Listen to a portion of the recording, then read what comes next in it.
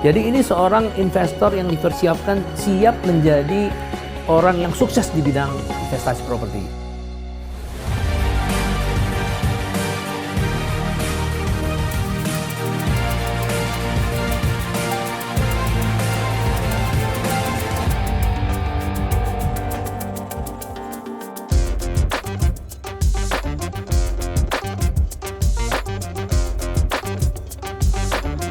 Apa yang dipelajari di program CPI? Atau begini, apa konten dari CPI itu?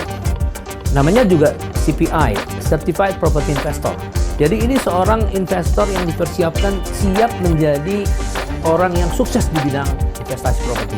Pertama, reference. Kita belajar dari Warren Buffett. Jadi filosofi investasinya CPI itu semua Warren Buffett, ya kan? Maupun bagaimana mengenai risiko, bagaimana melakukan eksekusi, ya. Kemudian filosofinya juga sama, filosofinya Warren Buffett. Never lose money.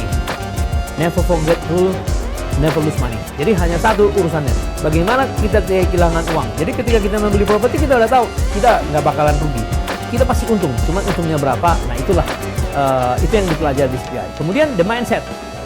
Mindset ini kan adalah sebuah jaminan seseorang itu melakukan sesuatu tindakan yang bagus kalau mindsetnya bagus.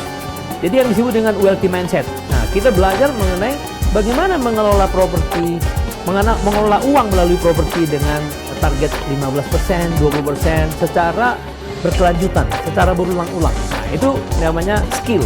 Kemudian the market. Bagaimana dinamika siklus properti di Indonesia?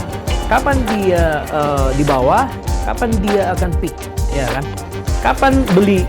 Apakah ketika dia peak atau ketika dia di bawah? Nah, itulah dipelajari di dalam dinamika market. Kemudian the strategi. Strategi maksudnya bagaimana mengeksekusi. Apakah ada investasi yang bersifat jangka pendek, kapan bisa dibeli, kapan bisa dijual?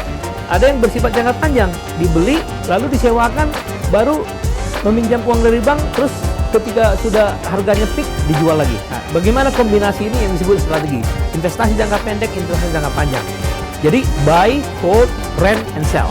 Kemudian apa yang disebut risk? Bagaimana seorang investor CPI itu mampu memahami risiko yang terikat atau yang melekat pada sebuah keputusan investasi. Nah, jadi intinya bagaimana meminimalisir risiko. Kemudian the analyst. Maksudnya the analysis, bukan analis. The analysis. The analysis ada dua, location analysis dan fundamental analysis. Location analysis karena teori properti itu kan lokasi. Jadi bagaimana memahami lokasi yang disebut dengan sunrise, itu tujuannya.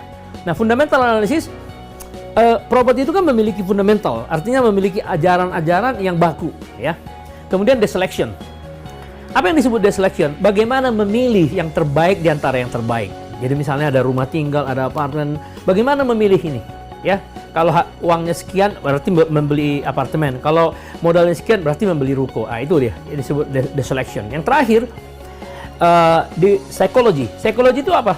Karena seringkali orang terpengaruh emosinya ketika mengambil keputusan. Jadi seorang investor CPI harus belajar bagaimana mengendalikan emosi ketika dia melakukan suatu keputusan investasi.